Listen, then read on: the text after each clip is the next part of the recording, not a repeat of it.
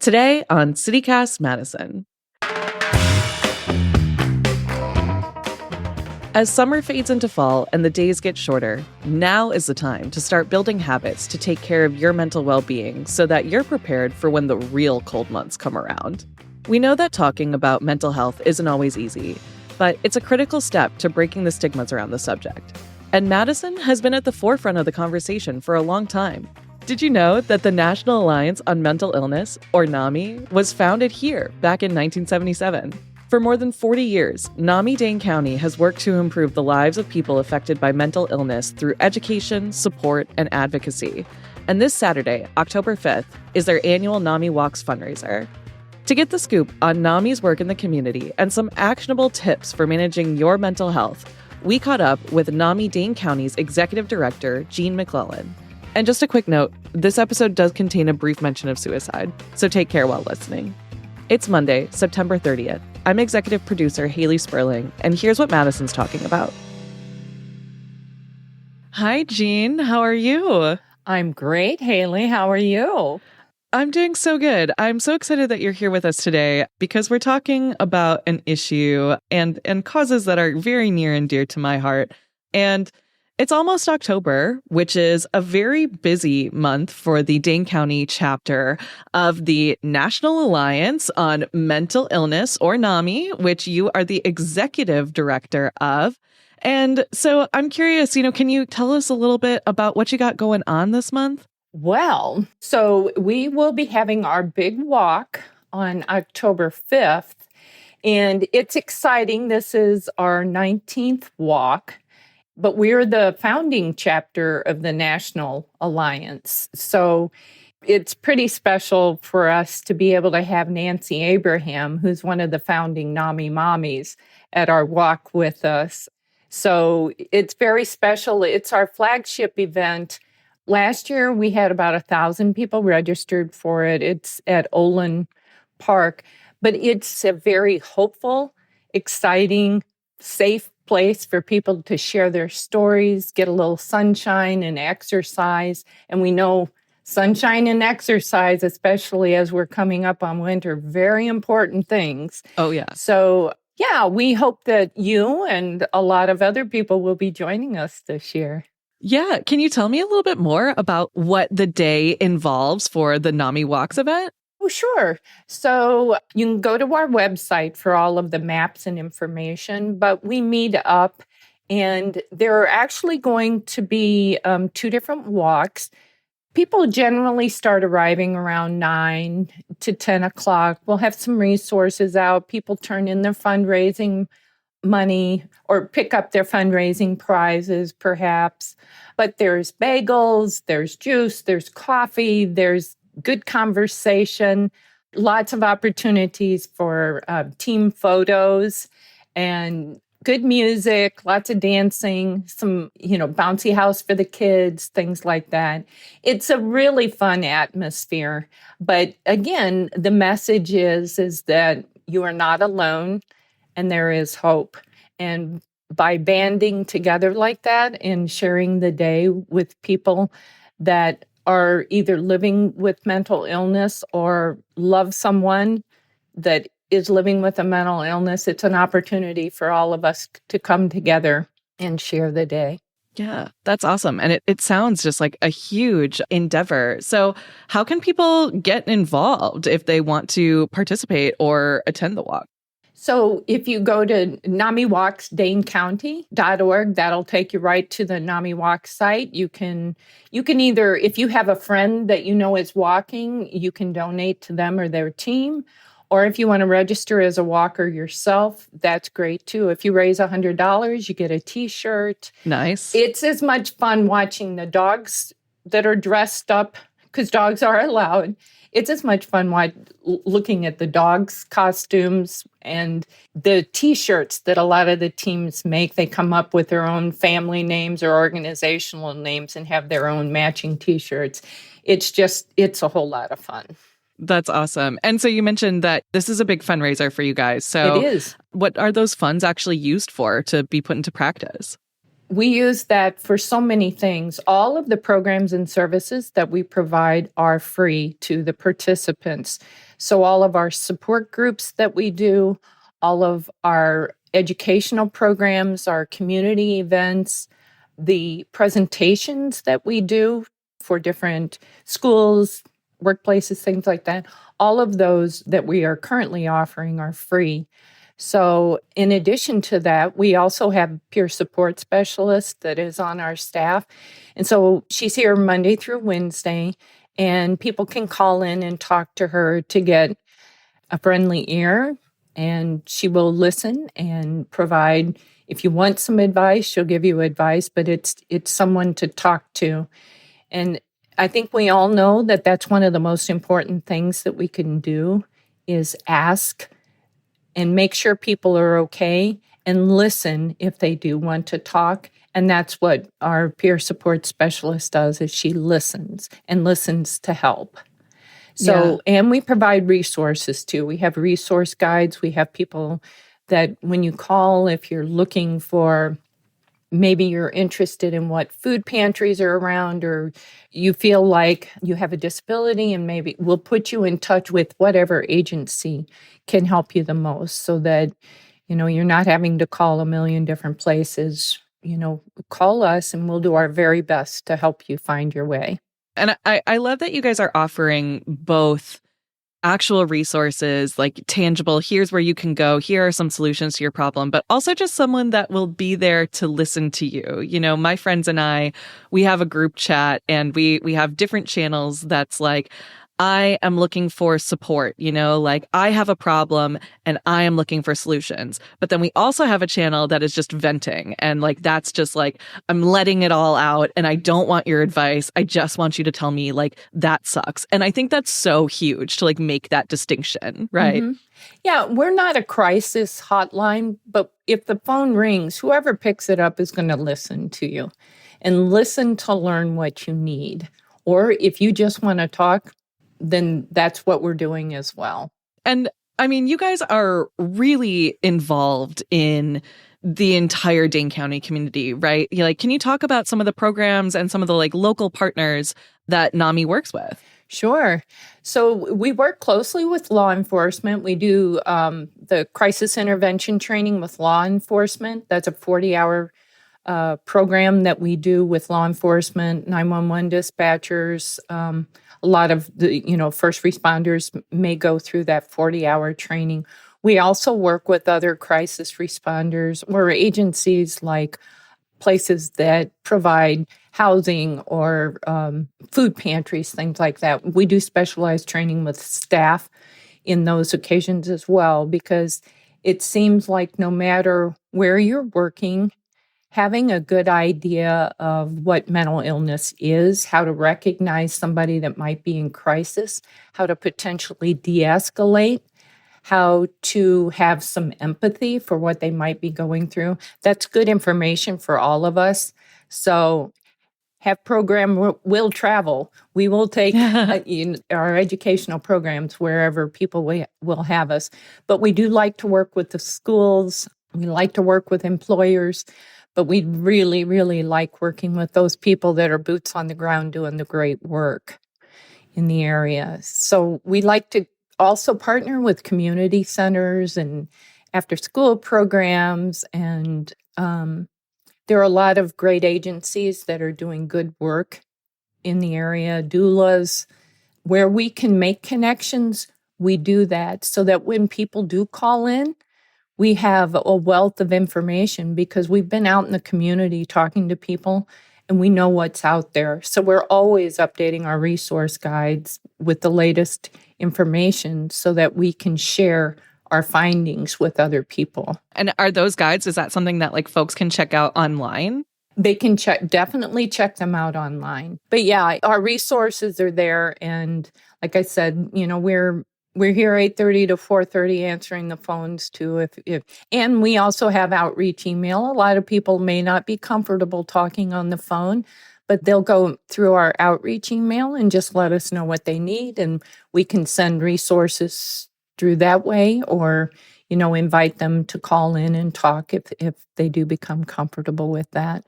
Another thing I do want to mention too, Haley, is that we have a very robust advocacy committee as well. And we work hand in hand with the NAMI Wisconsin advocacy as well as the national level of advocacy. So we're trying to make sure that we're affecting policy change at all levels of government to ensure that we are doing everything possible to improve the lives of those people that are affected by mental illness.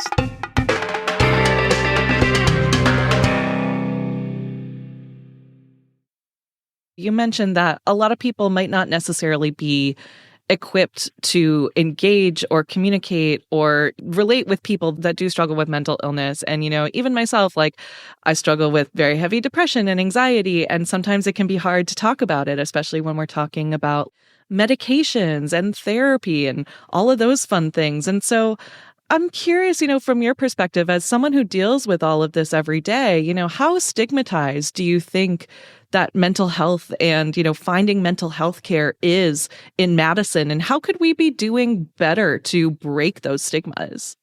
I think there have been a lot of improvement. We still have a long ways to go, and that's a big part of our education and awareness is breaking down the stigmas, getting rid of the discrimination, because discrimination is a big part of that. It goes hand in hand with the stigma. So I think what's happening, though, and maybe some of this was ushered in with COVID, but people began to pay more attention to themselves because we were by ourselves more. And we took a look at, I'm kind of feeling sad right now, and I don't have my coworkers to kind of bring me up. What am I going to do? And I think that through the pandemic, what we've learned is that we're finding ways to normalize speaking about mental illness or mental health issues because we need to. We found out that part of our interaction with others was helping our mental health, and we didn't even realize it. So normalizing that, and one of the things that we really like to do in the schools and with younger people is giving them the language to use to express themselves and doing it in an environment where they're all hearing the same thing. It becomes safe. It's like, okay, well, this is the accepted pattern of speech. So it's okay if I say, I'm feeling like I'm a little bit anxious today and I'm worried about this and I'm having a hard time calming myself down. It's okay to say that to a teacher or to a friend. And hopefully the friend will listen and say, well, what kinds of things help you to calm down? Have you tried box breathing? Have you tried taking a little walk? Have you tried, some yoga stretches, whatever the case may be? But I think the whole pattern of normalizing talking about things, the more we do it, the more comfortable it's going to be, and the stigma is going to go away. Yeah. And that's, so much of the reason why we wanted to have you on the show and why we wanted to have these conversations, right? Yes, is to yes. help build those bridges and break Yes. the stigmas. Yes. And I the example of then and now, I have talked about, and it has not been easy to talk about it, but I've talked about when my brother died by suicide 29 years ago. We did not talk about that. Even within our own family, it was something that we all had our own feelings about what had happened, but it was very difficult to talk about because I think people thought that if we talk about it, then we have to accept some sort of responsibility or admission of guilt. And that's not the case at all. I think it's really important to always talk about our mental health because that just shows that we care about each other. And it's possible that somebody that you're talking to has gone through something similar, and maybe they can help you find ways to get through it as well. Yeah. So it's that's so true. always important to talk about. Yeah, I think that's something to be said, right? Is that we are, I think, experiencing a lot of the same emotions as our fellow humans are and our fellow Madisonians. And if we talk about it, then, we can do a little bit better by each other, right? And so Right. I don't think that if you shared with somebody, I'm feeling some anxiety right now, and it's making me to the point where I'm going into analysis paralysis kind of thing. I don't think you're going to mm, run into anybody that says, wow, I've never heard of that before. That's unbelievable. You're more likely to encounter somebody that says, yeah, tell me about it. Actually, tell me about it. I think I can relate.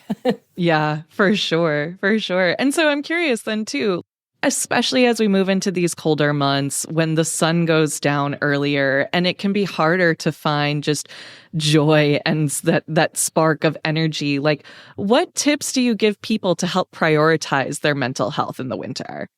Well, to me, it starts early. Embrace, if you can, the cooler temperatures. And the sun feels different now. It's still Hmm. warm, but it's a good warm because the air is a little bit chilly. So start your routines now. The days are starting to get shorter. So start whatever routine you want to have in place over the winter. Start it now to where it becomes your habit and it's already firmly in place for you and working for you when you hit the winter months. So whether that is, I want to make sure that during my lunch break, if it's not raining, I'm going to go out for a little walk around the campus or the parking lot or whatever the case may be. I'm going to make a point that on Friday mornings, I am going to pour myself a cup of coffee and I'm going to call my friend that lives in Atlanta, and we're going to have a standing conversation, the second Friday of every month. And I'm going to put that on my calendar and we're going to do that all winter long. I'm going to make a list of books I'm going to read this winter. I'm going to have my favorite blanket, or I'm going to get a favorite blanket. I'm going to have my favorite scented candles on hand. I'm just going to make a cozy nook, and that's my place. And I'm going to read whenever I want for however long I want, unless you have to work or something. But yeah, we have to be mindful of things and be on the lookout for, during the summertime, some people can have seasonal affective disorder during summer too. And it may be that they're not sleeping as much as they should because the days are longer or whatever. And that brings on a certain type of anxiety or even depression. So be aware of how the seasons may affect you. And if you find that during the winter months you're sleeping too much, make a point to, maybe you're getting to bed at a certain time, the TV goes off at a certain time, lights out, and you sleep. But you're going to wake up because you want to get your day started. And you start out with a few of your very favorite things so that your day is off to a good start. And at the end of the day, maybe you even have a bulletin board or a jar or something that you make sure to write down just a couple of things that really you're grateful for, you're proud of, you're happy about, a couple of things every day. And when you start to feel a little low, look through those. I love that. Gratitude is so important. And that is such a practice that I have tried and failed a couple of times, but you're inspiring me to get back into it. I really want to do that. I think Attitude of gratitude. Yep. Exactly. Yeah. Exactly. Those are all really, really awesome suggestions for folks. So it sounds like, keeping a routine and just building that routine, right? Getting it started, getting you excited about it. Yes. That's awesome. And make sure you incorporate those things that are self-care is very important, and it's not selfish. So if you want to light a candle and take a warm bath at 2:00 on a Saturday afternoon, so be it. Who's saying you can't, right? So true. No, that's so true. I mean, you get to set the rules for your own life. This is a reminder I have to tell myself all the time. My sister is very fond of saying, don't should on yourself. So I'm not going to should on myself. I love that. I love that. We do need to handle ourselves with a little bit more care, I think. And, you know, I'm curious too, you know, when we're talking about treating ourselves with care, how can people be there for other people, like in their own community, like their friends who might be struggling? You know, it can be very difficult, but we need to check on each other. And it's okay to ask if somebody is okay. I know when we talk about suicide prevention, people always say, well, I don't want to mention it because I don't want to plant the seed of that idea. You're not going to plant the seed of any idea. All you're doing is you're showing someone that you care enough about them to inquire about their mental health or their physical health for that. I mean, the thing is, if you knew I had cancer and you called and said, Jean, how are you doing today? How's the pain? I wouldn't say all of a sudden, well, okay, now I hurt. I didn't before, but now I do. I mean, we do it for physical health matters. Let's do it for mental health matters as well. Yeah, that's so true. Yeah, so making sure that the conversations are not invasive and the good intentions are there. You're showing that you care and you're letting them know that I'm hearing what you're saying.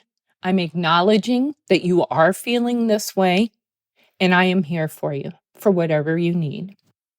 I think that is a beautiful sentiment to end all of this on. And I just want to say thanks again for taking the time to chat with us and for sharing these tips and information about your organization. Thank you so much, Haley. This was my pleasure. And thank you for thinking of us. You're right. It's a very important time. And, you know, if we start things now, again, we've got them in place and they're part of our daily habit when we get to those shorter days and winter months. Thank you so much, Jean. Thank you. Jean McClellan is the executive director of Miami-Dade County.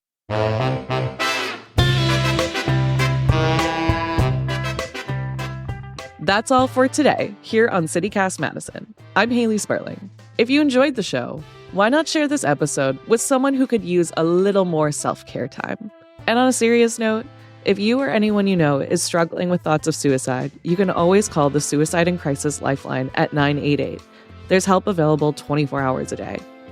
We'll be back tomorrow morning with more stories from around the city. Take care.